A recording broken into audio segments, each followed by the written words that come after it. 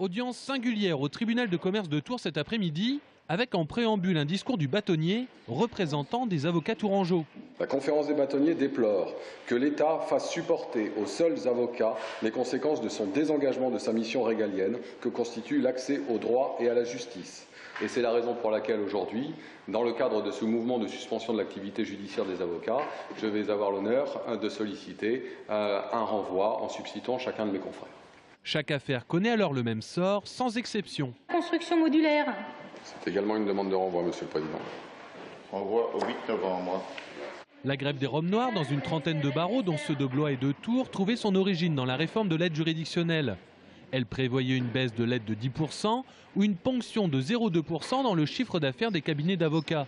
Sauf qu'entre-temps, la garde des Sceaux Christiane Taubira s'est exprimée et va demander au Parlement d'annuler l'amendement en question. L'indemnisation au titre de l'aide juridictionnelle est ridicule et ridicule depuis des années, n'a jamais été révalorisée depuis 2007.